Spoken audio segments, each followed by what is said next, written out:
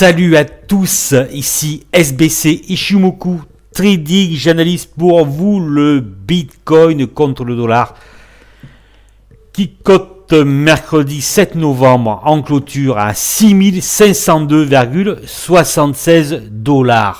Je vous remonte la fulgurante ascension du Bitcoin tout au long de l'année 2017 multiplié par plus de 20 avant son effondrement jusqu'à un plus bas de 5694 $. Et depuis quelque temps, le Bitcoin évolue dans un range, il se passe pas grand chose autour de la moyenne 20 mensuelle, un peu en dessous, voilà actuellement. Donc que va faire le Bitcoin? Je vais vous donner mon avis, il y en a qui disent que ça va reflamber, à mon avis non, mais bon, enfin je vous donne déjà la réponse.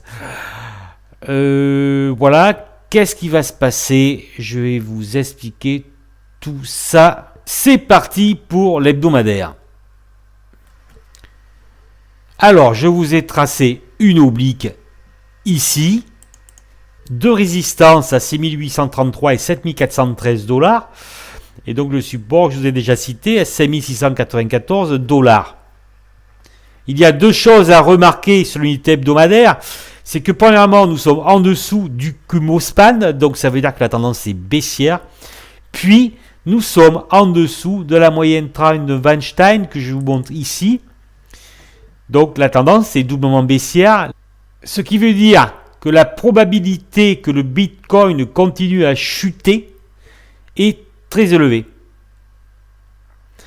Tant que le Bitcoin ne repassera pas au-dessus de la moyenne 30 semaines, et que cette moyenne 30 semaines ne se redressera pas à la hausse, le Bitcoin sera à tendance baissière de long terme.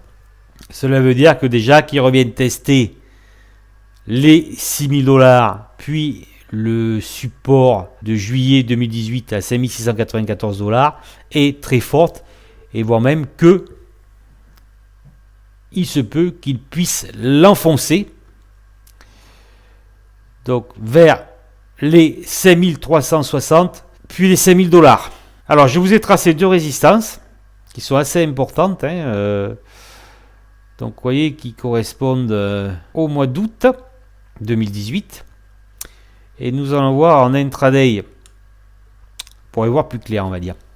Alors nous voyons bien l'oblique où donc mercredi le Bitcoin a tenté de la dépasser légèrement. Là il y a une petite étoile filante. Alors nous voyons que le Bitcoin est dans un range depuis septembre 2018 ici là, avec une résistance à 6833. Nous pourrions rajouter un support ici là sur le plus bas aux alentours des 5967 $, puis le support des 5694. Alors un range mais en dessous du Kumo, parce que vous voyez bien que le Kumo span est descendant là, d'accord? Ce qui fait que la tendance est baissière, mais plutôt à type de range en journalier.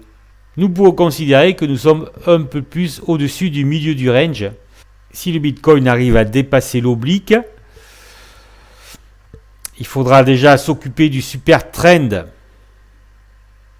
à 6585 $ avant de rejoindre la résistance des 6833 $. Donc là déjà, si vous voulez, c'est une forte zone qui a été testée une fois ici. L'atteinte des 6833 $ risque de renvoyer le Bitcoin, au moins on va dire sur l'ancienne oblique, voire sur la SSA ici à 6380 $. Donc déjà, il faut s'affranchir des 6833 $, et dans la probabilité où cela se produise, nous irions assez rapidement, puisque là il n'y a pas de support sur la descente, tester donc les 7413 $.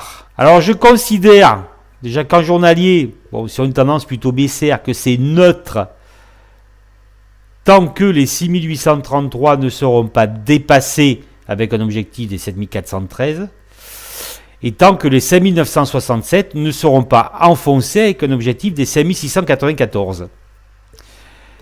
je vais repasser en hebdomadaire pour terminer.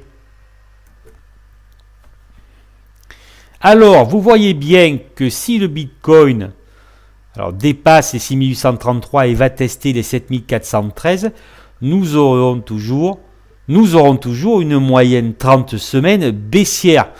Sans compter là qu'il y a Kijun Sen qui a fait un angle à la baisse. Voilà, d'accord? Donc là, si vous voulez, même si on y va, il n'y a aucune garantie que le Bitcoin ne redescende pas après vers le bas, d'accord? Tant que la moyenne 30 n'est pas montante, le Bitcoin sera en tendance baissière. Donc on peut très bien faire un petit rebond, aller tester tout ça, vous voyez. Et même je dirais, si on allait tester ici, autour des 8500 $, il n'y aurait pas de redressement de la moyenne 30 de Weinstein, d'accord? Donc dans l'absolu, nous pouvons considérer qu'en dessous des 8500 $, puis des 7413 et des 6833, le Bitcoin risque de continuer sa baisse. Il est protégé donc par le support du bas du range journalier à 5967 $. En cas de rupture, le Bitcoin ira chercher son support de juillet 2018 à 5694 $. Si rupture, les 5000 $ seraient possibles sur la crypto-monnaie. Voilà, c'est tout ce que j'avais à dire. Rebond possible sur un haut de range, mais cela n'invalidera pas la tendance baissière du Bitcoin et cette tendance baissière qui peut très bien se prolonger en dessous des 5694 $. Merci d'avoir regardé cette vidéo, j'espère qu'elle vous a plu. Abonnez-vous à la chaîne YouTube, partagez-la, likez-la. Cette semaine, je vous recommande particulièrement la newsletter où je vais faire une analyse du CAC 40 très précise. Le CAC 40 qui est passé en phase 4 de Weinstein la semaine dernière. Donc écrivez-moi à SBC Shimoku Trading pour recevoir cette newsletter. C'est absolument sans engagement. Je vous dis à très bientôt.